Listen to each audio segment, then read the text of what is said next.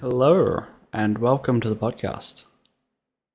Thank you. Discord crashed while we were waiting for the intro to be done for some reason. And you made it back just in time.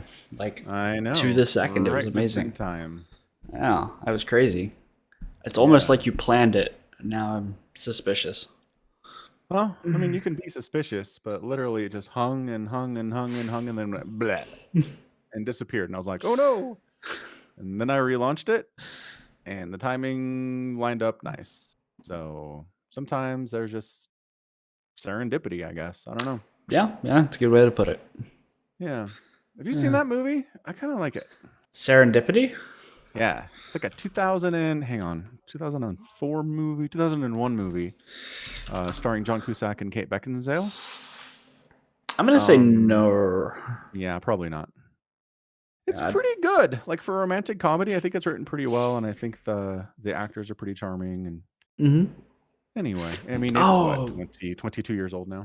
Kate Beckinsale. Okay, so I started playing Baldur's Gate 3, which is in early access. It's not actually out yet, but Right. my housemate and I have been playing Divinity Original Sin 2, which is made by the same developers and is basically the same kind of game. And I was like, okay, well, I don't want to like get ahead in the story of the game that we're both playing. I'll pick up the new one and play that by myself when he's not around. And I just made my character, and I got into a couple cutscenes. I'm like, who did I model my character after? It's Kate Beckinsale. I mean, she's pretty hot. Not a Yeah. bad person to model your characters after, that's for sure. I made a half-elf Kate Beckinsale, and I realized Oh, when I man. picked up a rogue in my party who turned out to be a vampire spawn and needed to like drink my blood, and I'm like, this looks really familiar. Like, what's going on here? Real underworld vibes. Yeah, definitely. Definitely some callbacks to an older time there. That's funny. Yep. Cool. Yeah, I don't has she done any acting at all recently? I feel like she Uh, just kind of disappeared. well, she probably has. According to to the Wikipedia anyway. Let's get a list of her Filmography. filmography. 2013, she was in Fool's Paradise, which is in post-production. 2022, Prisoner's Daughter. So like one movie a year. Nothing in 2020. No, you're But- right. Looks like she's about one movie a year for the last 10 years. Okay, fair enough. Yep. The Only Living Boy in New York. What the heck is that? What the heck is farming? What are these? These are probably straight to DVD. Jolt? Yeah. The crap is Bobby Cannavale and Stanley Tucci in this movie. Oh, it's an Amazon movie. That's why. Yep. Okay, fair enough. So she's been working. I just haven't ever heard of any of the movies she's been in. That's not great. Well, they Good might for be. her though. Stay busy. They might be good. Who knows? You know, absolutely. It's just I don't know. I'm like terminally online, and the fact that no one's ever like, man, you should watch Jolt. Jolt was great is a bad sign, you know? Well, no, I don't think it's a No. good sign. I don't think it's actively bad. There's lots of things out there that I assume I've just not heard of that are probably quite good, you know? I guess. I mean, see, but the difference between you and me is that you have a real job where you can't just be on the internet all day during your waking hours. You're actually doing real work that matters. Right, but that's only like 8 hours-ish a day, and I'm on my phone a little bit, some of that. You've got kids. You can't, like, I'm on the computer the rest of my day, right? You've got to, like, make kids food and get them to school and, you know. That's true. I still think I spend more time just like mindlessly on Twitter and Reddit than you do over the course of a day, for sure. You don't think so? No.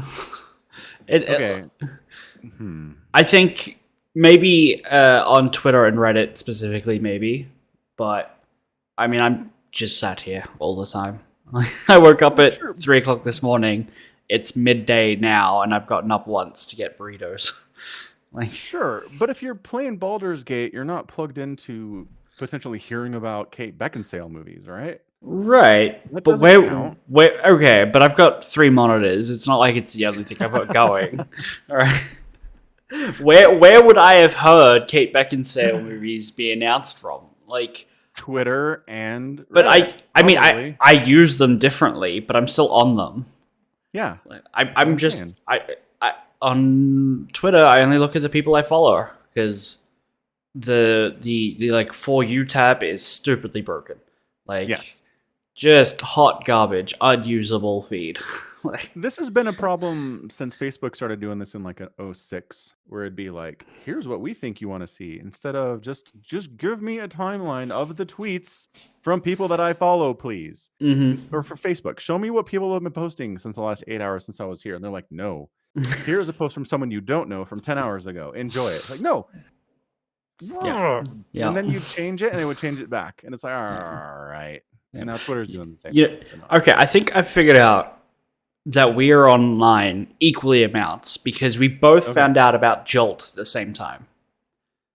Clearly, that where we would find out about Kate Beckinsale's is each other at the same time.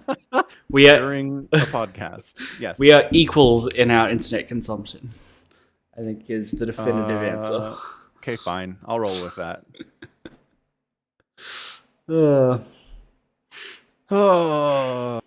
Anywho, what's going on? Oh, The Last of Us Part 1 PC port was released on Steam today. I woke up and Steam was like, yo, this game you're interested in, it's here now. And I was like, neat. Yep. Like, I'm gonna wait a minute. I'm not gonna jump on that.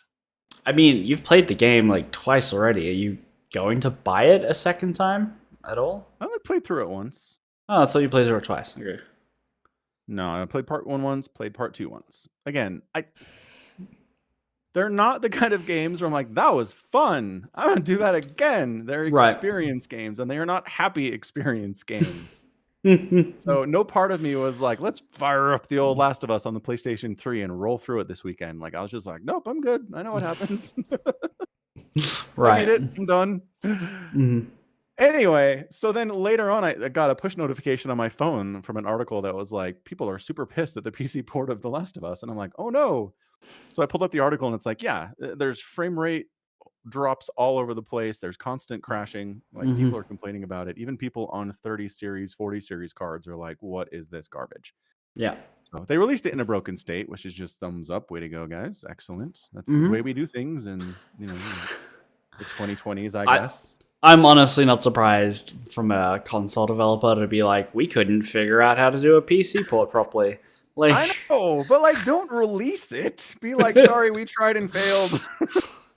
Well, we obviously couldn't do it by. I mean, I have a sneaking suspicion that they probably don't have enough machines to test on to like work it out. So like, if we release this and 4,000 people pick up the game with 4,000 different variations of machines and send bug reports because it'll crash 12 times an hour, Right.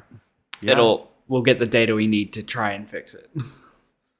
That's the only thing I can think of, because otherwise they've literally just gone, yeah, it doesn't work. Fuck it. We'll do it live, You were here for Cyberpunk 2077, man.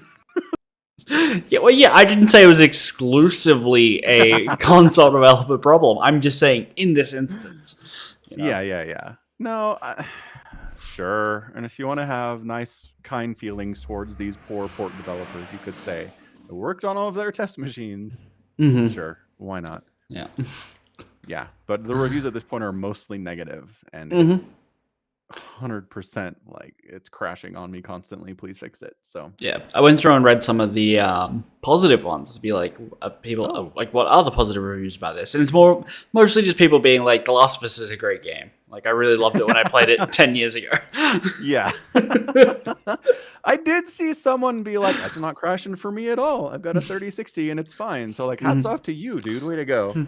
Yeah. I did see someone who was like, if you've got an NVIDIA card, just roll back your driver updates to 5.22 or something, because it's perfect. Don't ever change from that driver update and it'll be fine. And then there's like, that was right next to a comment that said like, I've been waiting for the shaders to cache for 2.5 hours. That's so frustrating. Game development, so difficult. Yeah. Even taking a 10-year-old game and trying to just port it to incredibly more powerful hardware is very difficult. Mm-hmm. Lesson learned, I suppose. So yeah, I don't know. Plus, it's $60. It's like, you guys, it's a 10-year-old game. You're just putting it on PC. Well, they gave it a new coat of paint. Did they though?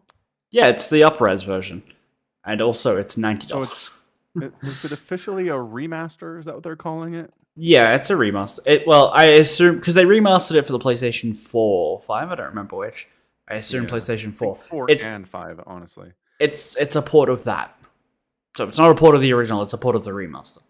Oh, so they're porting a PlayStation 4 game to PC or 5. Yes. Yeah, interesting. You're still going to better hardware. Mm-hmm. Yep. Interesting. I just noticed two things.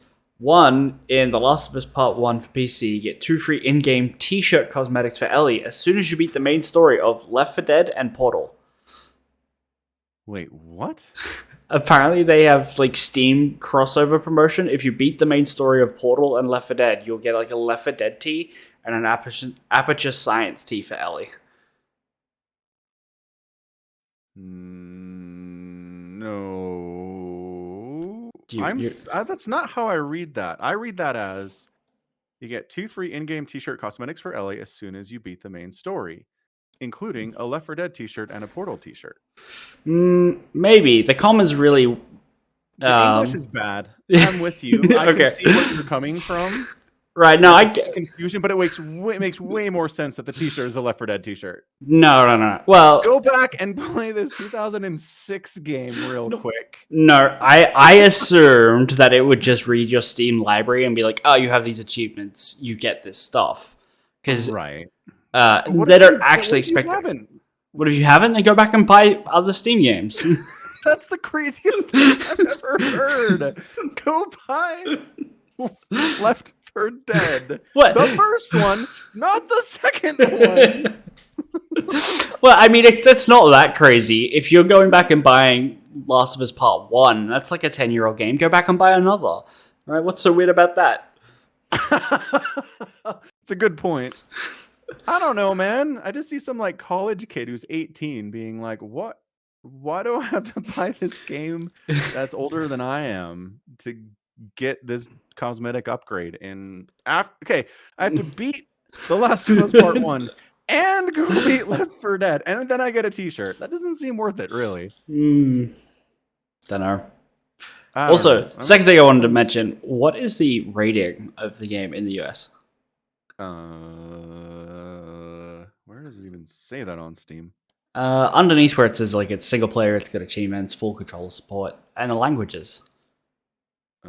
M for mature, blood and gore, intense violence, sexual theme, strong language, and alcohol. R18, high impact violence. Oh, they don't care about the other stuff in Australia. That makes sense. You guys are less Puritan down there. Right, but it's weird because I saw that Starfield, Bethesda's upcoming game, has drug use, and so it's getting an R18 rating down here as well. Oh. But like Skyrim and Fallout, which both have drugs in them, don't. It's because it's skooma. It's not real drugs. Maybe Starfield has heroin in it. It comes in the case. Like that's the collector's edition pre-order. You get a kilo of coke. I mean, I feel like a kilo of coke is probably pretty expensive compared to the cost of the video game. But anyway, have you seen the cost of the collector's edition? It's a good point. It's $12,000. Yeah. Fair. Good point there. Anyway, yeah. So I don't know. Like despite the fact that I was like, I don't want to play through these games again. I do want to play through part 1 again at least right now. Okay. But we'll see if they fix it. If it's still a buggy, crashy mess in a month, then like, screw you guys. You messed it up. Yep. Fair enough. I'm not picking it up. Yeah. Bummer. Anywho. Yeah. Yeah. So is like Starfield really real? Like, I know they have a date for it and everything, but Considering the state of the video game industry right now, and the fact that it's Bethesda doesn't feel super hot. Yeah, I mean, in their most recent announcement trailer, they literally have a clip of Todd Howard looking into camera saying, "It'll release with all the things you expect from a Bethesda game," which upwards of 47 unfinished features, incomplete quest lines, right, missing voice lines, stuff that modders will spend the next 5 years fixing. yeah. Yeah. So Bethesda. So is it real is a tricky question to answer, because something with the name Starfield exists. Is it a playable complete product? I very much doubt it. Me too. I don't know. They said they're going to show some gameplay in June or something. Mm-hmm. Supposed to be out in September. So. That's... Oh, hang on. There is an official gameplay reveal from last June. Oh, yeah. On YouTube. Yeah, but I mean... All right. That was a while ago. That's probably BS anyway. All that stuff's marketing that early out. Yeah. As CD Projekt Red has taught us. Man. As No Man's Sky has taught us. Yeah, for sure. CDPR in particular with Cyberpunk literally constructed cutscenes made to look like gameplay that they showed us. When at an E3 and stuff, when you see them being like, "Hey, we've got gameplay for you," that's never a proper running version of the build. It's basically a cutscene made to look like gameplay. Right. Or always, that's a very common thing in marketing, because you need the game. They call it though. That's not what they call it, but that doesn't mean it's not true. Well, okay, but the difference here is that there have been interviews with CDPR employees who have said we didn't have a build of the game at the time. Mm-hmm. We didn't have anything running, period. We constructed a cutscene out of whole cloth of what we wanted the game to look like. Uh-huh. And that's what we showed you. And it's like, holy crap, dudes. I've heard interviews with developers saying basically the same thing about their games for E3. Basically, the entire studio will set aside working on the actual build of a game just to make the 20-minute gameplay reel that they might have playable at a booth or something, to be like, it works here, but if you take too many steps to the left, which is why we put a wall there, everything will crash and you'll die. Right. So it's not surprising to me at all. Whenever I see pre-release material, I'm like, that's a cutscene. Even if there's a dude standing in front of it with a controller, pushing left on the thumbstick, making it go left and right and wiggling it, I'm like, you've lined that up to a cutscene.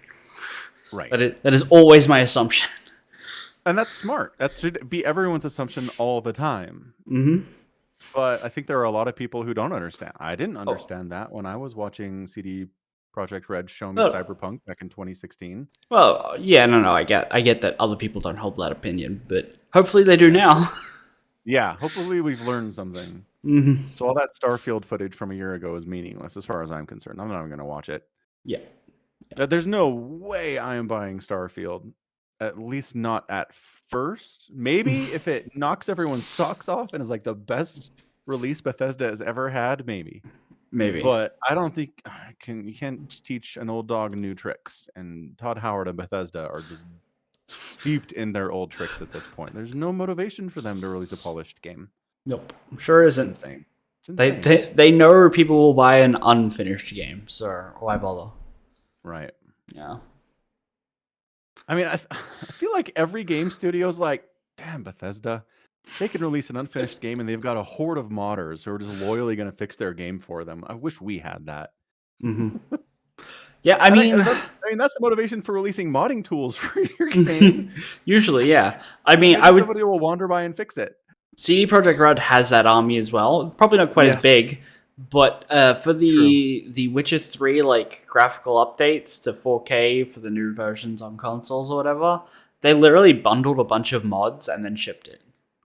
Right? Just someone else did all this work here. They probably paid the modders, right? They probably made them. But I know this because there was an article that one of the mods that they had paid included another mod from a different modder, which gave all of the characters viewable vaginas. I did see that story. Yeah. Yeah. And the guy was like, hey, I didn't get permission for you to use my vaginas in your game. Which, wow. What a line. That's what is it? Brand new sentence subreddit. Brand new sentence, yeah. Yeah. So there are other devs out there who have the same kind of fans, same mod base. For sure. It's not only Bethesda, but I'm sure some smaller studios are like, man, that would be so nice. The craziest thing I've had to see be modded recently is Warhammer 40k Darktide. So there's a way you can upgrade your guns, and they get like a random blessing, which is like a perk that's like 10% reload speed. But that can be 5, 10, 15, or like 20%. So you can re-roll it to try and get a better version. But every time you re-roll it, the cost that it requires to re-roll goes down, not up. It goes down. So you can just keep doing it forever. And eventually the cost becomes 0. But once the cost is 0, you can't just like get a drop list and take the one you want, because at that point you're just wasting your time. So people made a mod tool that just clicks the screen for you every couple seconds and scans what you get until it gets the one you've wanted. It's cookie clicker. Yeah. More, I mean, it's got some screen grabbing in there, but yeah, that's amazing. Yeah, it's got. That's nice. Yeah, that's. I'm like, could the devs not have just given us a list? Like, it's really killing my desire to play life there. Yeah, yeah, that's. It's got some other issues as well. In that, like, there was a content update the other day, and it had like 10 new weapons and some new modifiers on missions, but no new missions. So I've run through all the maps like 1,000 times already, and I just don't care. I'm like, been there. Yep, been there, done that. Don't care about these weapons. It's gonna take me 1,000 clicks to get them to have like the perks I want. Not doing it. Yeah, that sounds dumb. Yep, it's a real problem.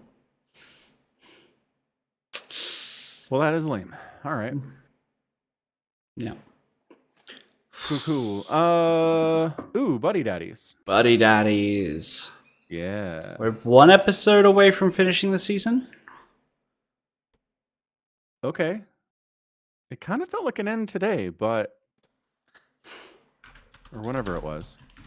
No, Sunday for you. No, Friday for you.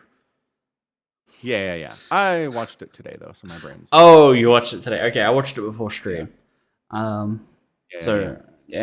what just happened? Like, Ray was like, I'm gonna go back to live with my dad, and then his dad's like, I'm gonna kill the kid and the dude, and he's like, oh, I won't do that. I don't want you to do that, and then he leaves. Like, he made the decision to go, not quickly, because there was like a whole episode in between where he's like, we have to give up Mary, and then I'm gonna go back to my dad's, and we'll have this like great one last family outing. And then he's like, okay, now I'm really like, this is it, I'm leaving. But the decision to be like, I'm gonna basically have to kill my dad is instant. Like, it's a real, very quick, like, I need to call Kazuki, be like, go get Miri now.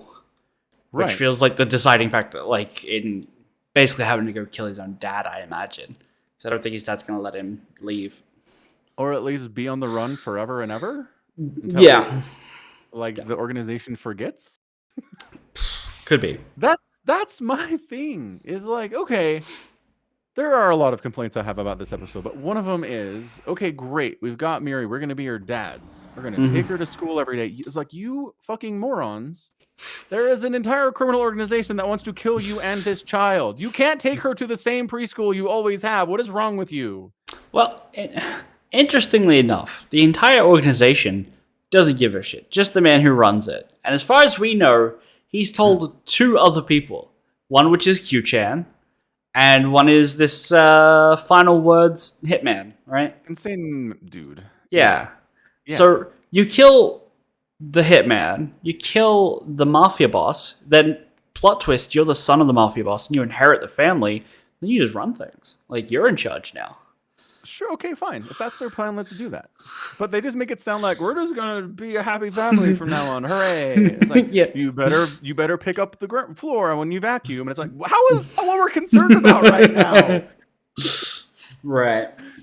It's so much more of a dangerous situation than they're letting on here. It's driving me Mm-hmm. nuts. Kazuki was just shot, and they're like, Yes. "You better help me with the cleaning, bro."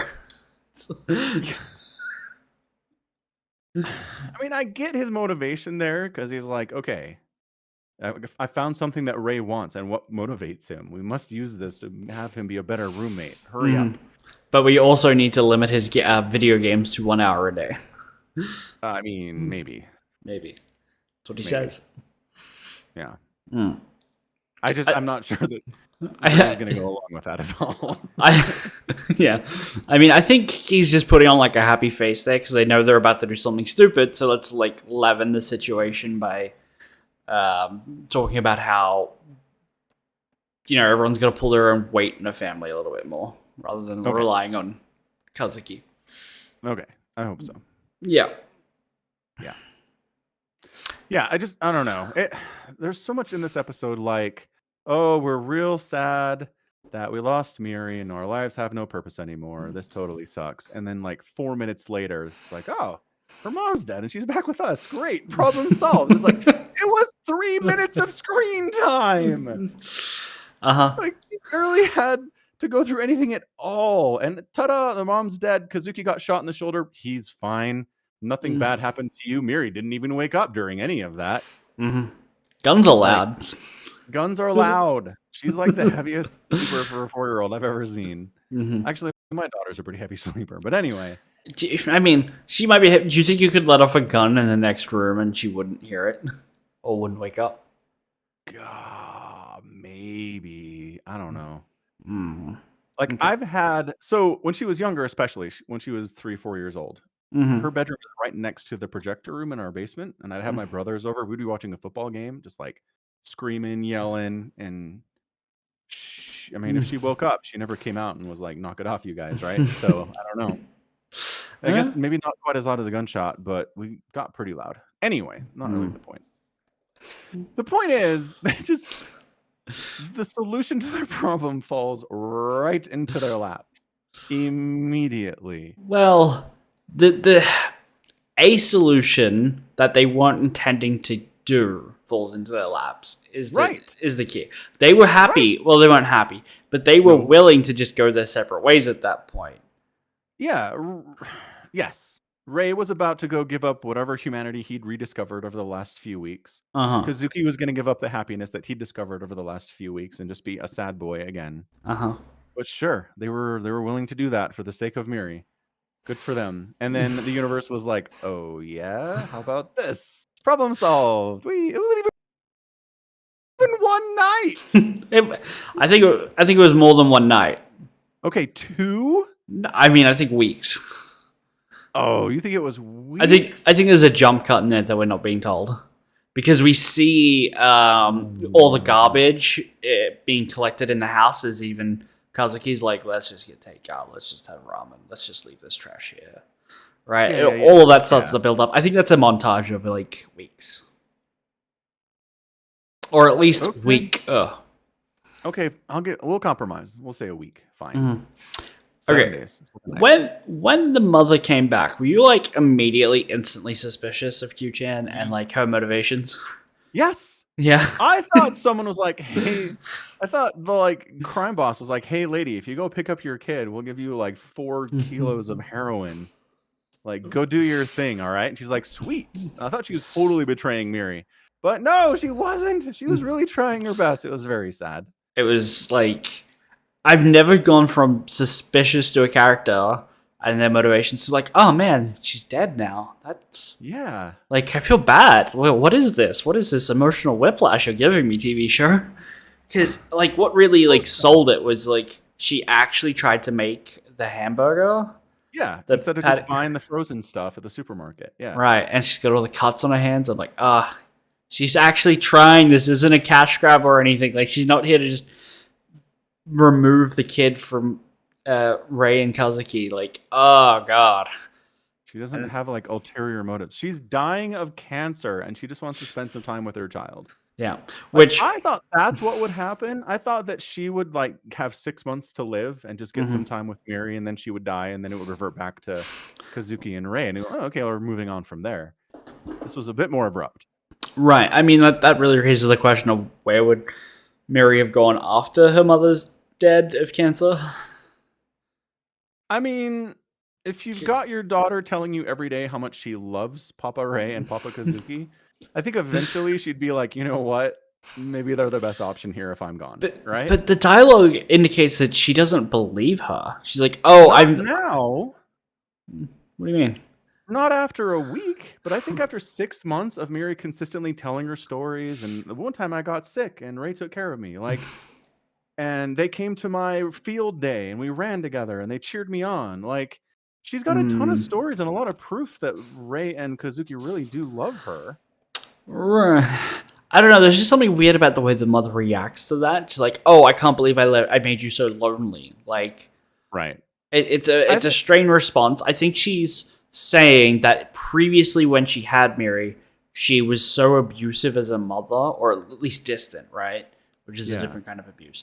But not just not physical is what I mean. That when the strangers took her in, that she became to love them as fathers is like a reflection on her own failings as a mother previously. Um, Yeah. And yes. And that's how I interpreted it as well, for okay. sure.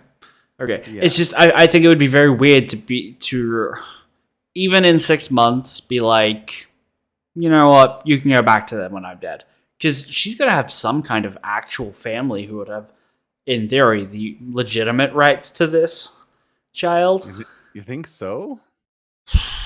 Yeah. Some people are just alone in the world, man. I mean, sure, that's true. Like, what if she's an only child, her parents were older when they had her, and they're dead now, and then what has she got, you know? Uh, I don't know. I don't know. I'm just saying I think there Maybe she would got be something. someone. Yeah, Statistically, there should be. a cousin or an uncle or something, Right, or a neighbor. I guess.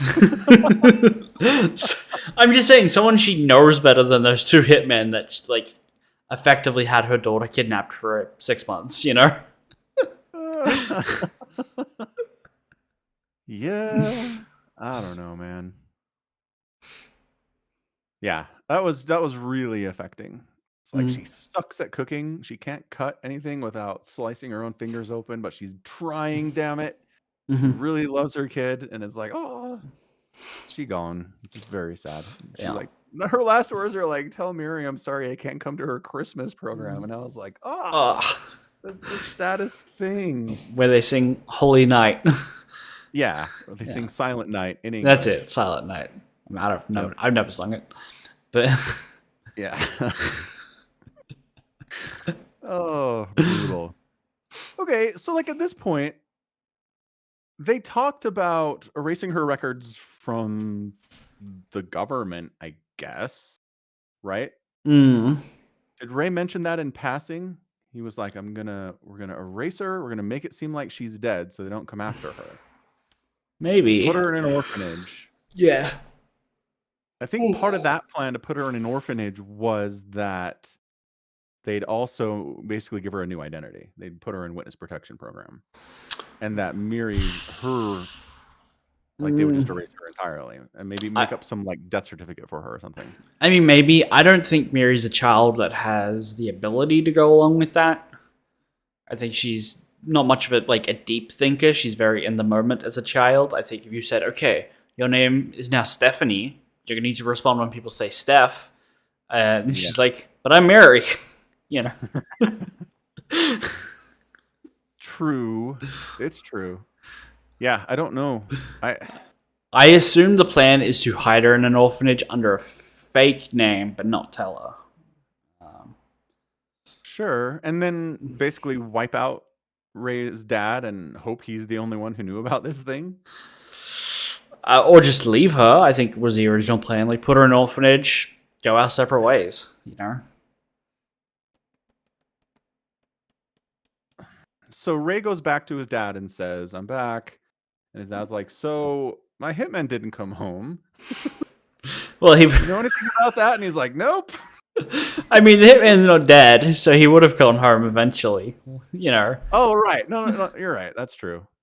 But then he'd be like, I didn't kill the kid, and freaking Kazuki showed up. I wonder who told him that.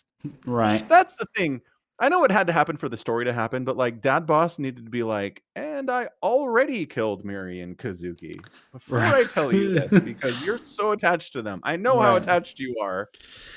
Yeah. Let me give you a chance to save them by not having them killed before I tell you I'm going to kill them. So his dad is a piece of shit, right? Yes. 100%. Like, beat him as a child, you know, made him sleep in a bathtub for his entire life. Yeah. It does not surprise me if his dad is like, I'm going to tell you just at the right time that you have enough time to get there and witness their deaths, right? Yeah, I guess. I mean, the timing on that is hard to manage, but maybe. Right, but even just like knowing and being like, all right, I'm going to make him run for it and see if he can do anything about it. But he can't, just to like prove the dominance that this guy supposedly has over his son. I don't think that's a stretch, but I do understand the trope of like, oh, yeah, he should have totally just been like, yeah, they're dead. I killed them yesterday. You know? Right. Yeah. You're like, I get 24 hours ago. Here's pictures of their dead bodies. Enjoy. Yeah. Yeah. Totally. Yeah. Anywho. Yeah. So, I mean, also the fact that they got what's his face bartender guy to totally flip on the organization is a huge friggin' deal. Yeah. Well, he put him up in a safe house that the organization probably doesn't know about. Yeah. But has he flipped on the organization? Like, I think he understands. I think he's friends with Kazuki and Rei. Yeah. And doesn't want them to die, but still wants his job. You know? But I mean, I'd be worried that Boss Man's going to find out what you did eventually if you just keep working for him forever, you know? Sure. Maybe he's just playing the angles that Rei's about to inherit the family business. You know, like if I help them here, maybe I can get a pay rise. Yeah. You know. Yeah, I guess. I don't know. I still wouldn't go back to work on Monday. I'd be real worried that someone was waiting for me, you know? Sure, yeah. Yeah. Anyway, but okay. But hold on. But then again, if you don't go back to work on Monday, you give away the fact that you've done something. Sure, absolutely. Because at the moment, they have no idea. Yeah. So he should go back to work on Monday. Well, unless going back to work on Monday lets them know where you are, and if they somehow caught wind of what you did, you're dead. But how would they? And it's better to hide. I don't know.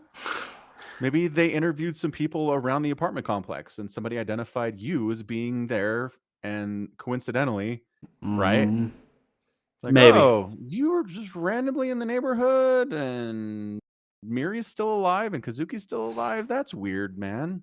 Maybe. Mm. Who knows? We'll see what happens. We will. Yeah.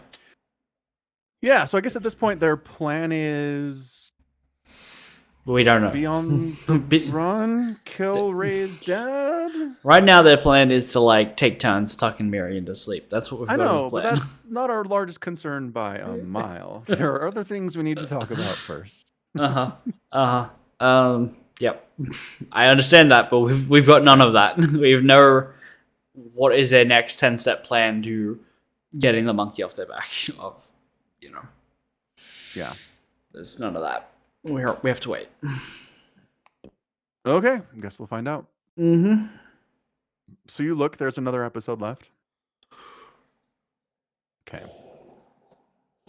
I mean, could you imagine if that was the season finale? That's some real Wonder Egg priority shit. I could see it.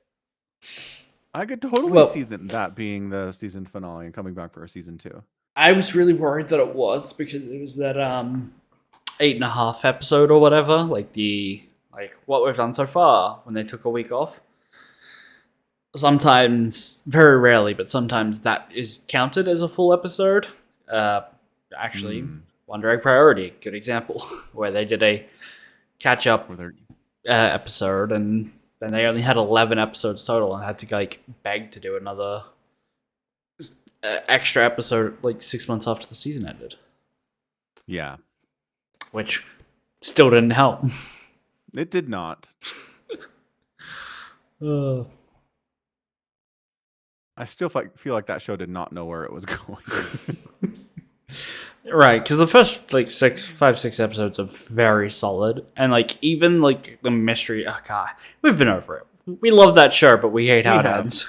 I know, it had so much promise. The world build was so interesting, but clearly the writers were like, how do you think it'll end? Ends at all? No. Yeah. Yeah. Yeah.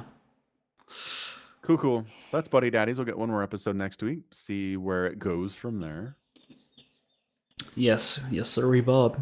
I guess what this episode also taught me is that they're not really willing to go dark.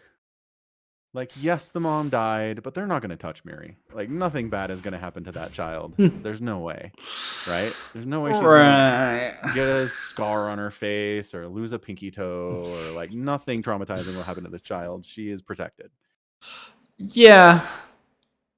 The fact that they kept showing her snoring away while like, people are dying in the other room was like, oh, okay, fine. She didn't even wake up when is it Q-chan who picks her up and like is like, here's your mother who's dying. Listen to her final words and let her touch you one last time. She's like, yeah, you know, I will not be emotionally scarred by this sight. No, not at all. She is a champion sleeper, that child. Accurate. Which is nice. Yeah. I had the thought too in this episode when it showed Ray in the bathtub. I was like, he doesn't even have a pillow in there. Like, not only does he not have a blanket, he doesn't have a pillow. He is like hardcore sleeping in a bathtub. Yep. He would wake up with his neck very stiff every day. Yeah, every morning. Mm-hmm. He needs to see a chiropractor, probably. Yeah. Anyway, I did like the moment too where Kazuki's fighting the assassin and he's like, Ray, now! And like Ray was not there at all. It's hilarious. It's just like the doors open and there's like a rooftop. I'm like, oh, is he there with a sniper rifle? Did they plan that in the like the cut between the call and no, there's no one. It's just a distraction. No, just a bluff. Kazuki's funny. Oh, okay, and just for gun stuff, dear Kazuki. You open the door to the apartment. Mom's bleeding on the floor. Assassin standing there. Your gun's out. Shoot. Your first move cannot be rush into melee distance with the assassin so he can grapple with you and take your gun. That cannot be your first move. I'm sorry. He's the brains, not the combat guy. Like, it's very clear. He's the infiltrate, pretend you're a cable repairman. Not the friendly face. Yeah, he doesn't have the ability to dodge bullets. Like, okay, that's true. Ray has supernatural dodging automatic machine gun fire bullets. Yeah, from no cover for several minutes, and Kazuki has none of that. Nope. The gun went off like 3 times in that entire fight scene, and Kazuki got shot. Like. I mean, admittedly, it was at point blank range, so any ability to dodge feels like it would be tricky to employ. But it's true. Oh, yeah, he's real bad. Although I don't know, that's just a trope in TV shows and movies anyway. Like John Wick does this a bunch. It's like there's these bad guys, they have guns. Oh no, they close within melee distance, so John Wick can punch them. And it's like, why did you do that? Go just shoot him. Yeah. Well, John Wick's wearing like a bulletproof suit at all times. Shoot him in the head. He could be wearing a bulletproof face mask. He could be. He is not. We can't hide Keanu Reeves' beautiful face behind a face mask, I'm afraid. Well, I mean, which is funny because he does totally fight dudes with helmets, like bulletproof helmets. It's like, man, it'd be real nice if he had one of those, but like he never gets shot in the head, so he doesn't need one, I guess. Right. Yeah. Yeah. Also, you can't have a helmeted protagonist in your show unless you're the Mandalorian. Yeah, I suppose. I actually saw an interview the other day where it is totally not Pedro Pascal in that helmet. Like No, of course not. 99.9% of the time, it's a It's dude. bodied double. It's And then Pedro Pascal is in a recording studio recording his lines for the season, like a voice actor. uh-huh. Yeah, Yeah, no, of course. which is like, again, why did we get Pedro Pascal for a character who just wears a helmet the whole time? What's the point? Because when he eventually takes his helmet off, it's Pedro Pascal. That's why. The like 2 times we've seen it, I guess. Yeah. It's worth it. It's worth it in the end.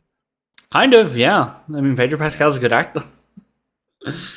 Yeah, he is. The scenes where he does take off his helmet have been pretty good.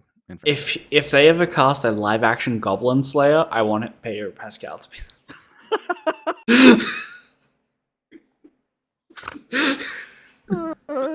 Just so we can continue his theme of like incredibly competent, murderous guy, picks up kind of helpless noob.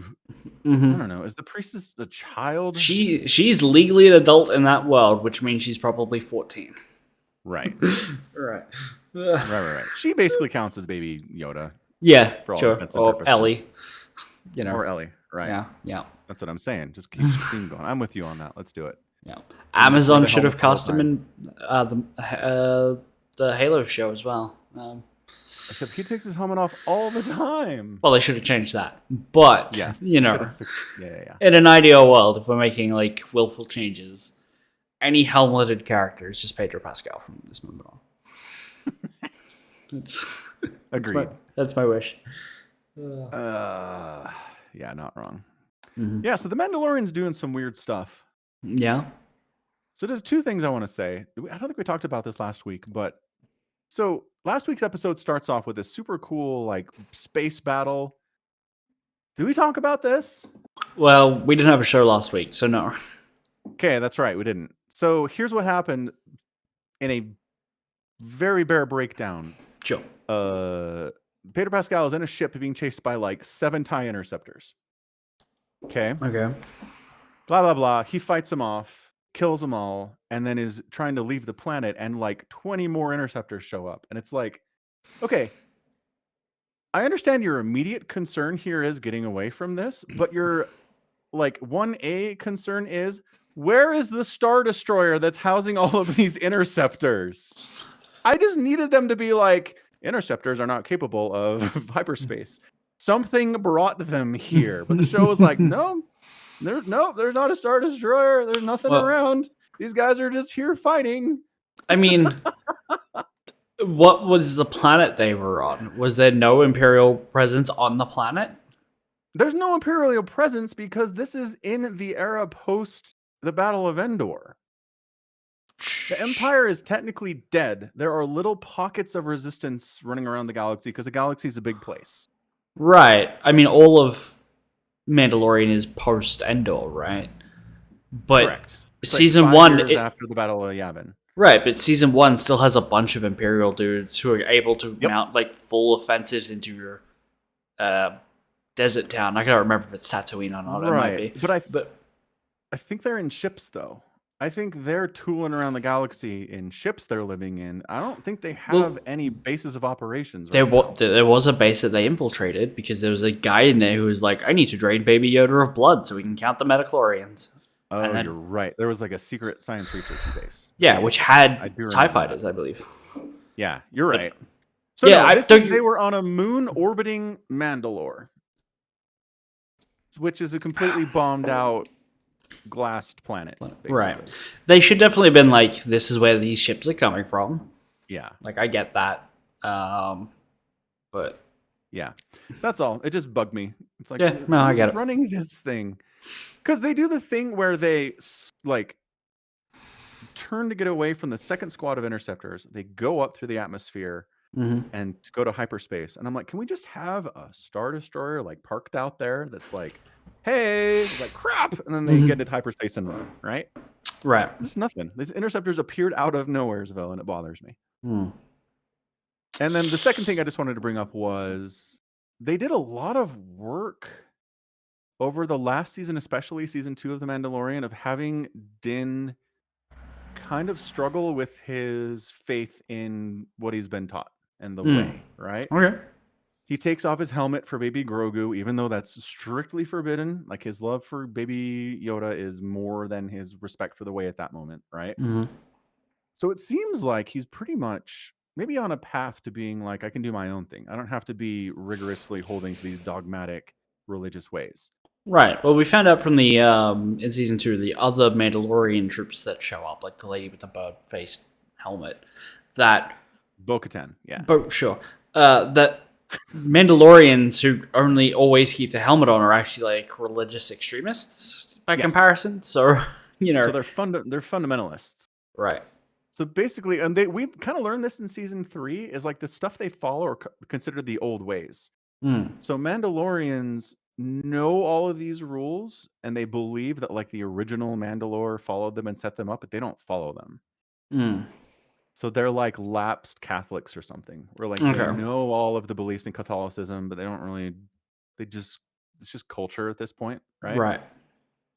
So Bo-Katan's like, yeah, I know all these rules. I never followed them. My parents never followed them. I never believed them. Nobody did. You guys are weirdos. But she knows what the rules are. Yeah. That's all. Fair enough. Yeah. So I don't know. In season 3, it just seems like Din has completely reverted back to being like, this is the way. Like, everything in the Children of the Watch religious structure is correct. And I'm going to follow this until the day I die. And it's like, okay, I feel like we've lapsed a little bit here. We were on a path. Oh, is he flip-flopping back and forth? Kind of. And I guess maybe it's realistic. I don't know. I mean, part of it, I think, is that Grogu, not in Mandalorian season 2, in the Book of Boba Fett, episode 4, made the decision to not be trained by Luke anymore, but go basically become Mandalorian with Din.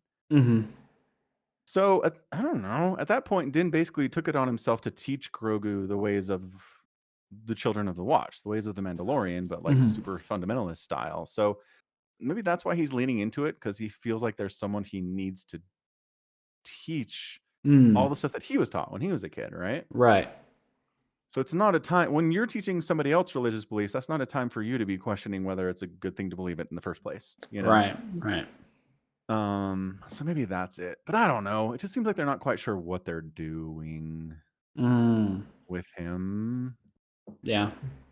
Like what the future holds here. So that's rough. I saw some people on Twitter saying that Grogu at some point gets rescued by another Jedi, and that Jedi was actually the voice actor for Jar Jar Binks. Yes, and mocap actor for Jar Jar Binks. Right. Which so Luke has trained this Jedi. I'm just trying to like work out like how many Jedi has Luke trained? At this point? No, this is a flashback to Order 66. Oh, okay. So throughout The Mandalorian, we've been getting little flashbacks from Grogu about Order 66 and how scary and bad it was for him and everyone else. And we hadn't seen how he escaped Coruscant yet. The flashbacks we'd gotten have just been like, the clone troopers turned on everyone, the Jedi are trying to defend all the younglings, blah, blah, blah. And this last episode was like, and then they got him, to Kelleran Beck, who's this Jedi, played by Ahmed Best, who was Jar Jar in episodes 1, 2, and 3. And then he gets him to a Naboo cruiser, and they escape the planet. And from there, we don't know what happens, but at least that's how he got off Coruscant. Fair enough. Okay, that's it. All right. Yeah, it's flashbacks. And so it's kind of weird. So Kelleran Beck as a character was actually introduced in a YouTube game show for kids on the Star Wars for Kids YouTube channel. Okay. They were like, Ahmed Best, I'm sorry everyone hates you on Twitter because you play Jar Jar. It's not your fault. It's kind of our fault. Why don't you come be a Jedi on this kids show? And he's like, okay. What's that? You're going to like pay me more money? Sure. Yeah, no kidding. Like, absolutely. Yeah, so that's where the Kelleran Beck character comes from. Okay. And they get real kids it's kind of like I don't know if you're old enough to remember like the kind of slime era of Nickelodeon, where it was a ton of game shows for kids, and they had to complete puzzles and answer trivia and like It do wasn't obstacle courses and stuff. really what I watched, but yeah, I know it. Yeah, I Yeah, know all of it. Yeah. yeah, and so he stays in character. He is a Jedi Okay. and these kids are Earth kids, human kids that have somehow found their way into this game show. Right? It's a weird dynamic. Right. But anyway, someone had the idea to be like, let's give this character, let's give Ahmed Best some redemption, I guess. Let's give him a good taste in his mouth when he thinks about Star Wars rather than the rejection of his character in the prequels. Mm-hmm. Anyway, so yeah, it's nice. It's a really nice thing for them to do, I think. Fair enough. Yeah. Yeah. And then I almost got to go here, but I guess the other thing I want to talk about is a couple weeks ago. So they had this space battle, and it's awesome. And then they hard cut to Dr. Pershing, who is one of those doctors that was doing all those experiments on Baby Yoda that you were talking about a second ago. Sure. He's on Coruscant as part of this like integrate former Imperials into the Republic program. Okay. It's 40 minutes of him like talking to people and doing a stupid menial job that sucks and getting entrapped by someone who's also in the same program. Anyway, it's basically them trying to do Andor, but poorly. Okay. So it's 40 minutes of incredibly boring trying to be Andor, but it's not written very well or acted particularly well. And then they smash cut back to the exciting stuff with Mando and Yoda. And it's like, did we hallucinate that? What was that? 40 minutes. That's basically a whole episode, yeah? I know. It was so much time. It's wild. And then in this week's episode or last week's episode, they didn't go back to it at all. They just cut it. They're just like, it's the Mandalorian and Baby Yoda show, hooray! And it's like, well, yeah, but you introduced a B storyline that doesn't exist anymore. What is going on? They're so lost. I don't know why. Yeah, it's stupid. It's just I couldn't unless someone was like, "Hey, they're really enjoying this Andor thing. What if we like cram it in?" It's like, well, we've already got like the first 4 or 5 episodes down pat. What if we just try and like squeeze it in episode 5, maybe 6, see how it goes? You know? I know. That's totally what they did. They are cut and pasting different parts of different episodes into different places, and I am not here for it. Whoever is in charge of this is just bungling it. I don't know why. Yeah. Yep. Dumb. Anyway, my daughter is really still in love with Grogu and still just like cannot believe how cute he is. So it's fair. That's fair. Nice. Yeah. Yep. I believe it. We were watching that episode last week, and it got to that part where it was Dr. Pershing, and she was like, "What's this?" And I'm like, "Just fast forward like 35 minutes." And she's like, "Really?" And I'm like, "There is no Baby Yoda. There is no Mandalorian." And she's like, "Okay." That's funny. All right. Anything else we got to cover? Time to go. Someone on Twitter wanted me to talk about how the Lion is back in 40k, but I also just told him you would not care. So, the Lion's back. Do I have the context for understanding it? Well, I mean, probably. You understand that the Primarchs are all from like 10,000 years ago, and they've all gone missing. Yeah. Then Gulliman came back, and the whole Indominus. Yep. And because you read those books, it's basically that again, but instead of it being Gulliman, it's a guy called the Lion. He was the Emperor's like first son, essentially. What happened to Gulliman? He's still around. So Gulliman's like, sweet. Someone else to take the burden off. Potentially. Okay. The problem is Gulliman. Okay, so in the Dark Imperium books, remember how there was that like B-side story about the guy getting the book in the library about the unremembered empire? Yes. Yeah. Okay, Yeah. so the Lion was there for the unremembered empire, and he wasn't really for it at the time, but now he's basically coming back to an Imperium that's falling to shit. Got Gulliman turning it into another little empire again, putting another Blood Angel in charge again, and it's going to be like, come on, bro, knock it off. So there could be conflict. There are reasons why there could be some conflict between the two of them, although they are both, in theory, loyalist Primarchs. Who knows how it'll actually go down. But I think that's 40k in 60 seconds. Done. Awesome. Well, that sounds interesting. There's no book for you to read that I can point you at the moment. So. Right. That's cool. Yep. All right, good. Time to go check on my kids' homework, so I gotta go. All right. Thanks for hanging out for another edition of the Falcon Paladin Hour with Somicron. Again, you can support the podcast directly at patreon.com/Somicron and also at falconpaladin.store by buying merch there. That money does directly support the podcast. It's true. And yeah. Till next time, as always, thanks so much for watching. And you stay safe and stay healthy. And above all, take care of yourselves. Goodbye. Bye. Goodbye.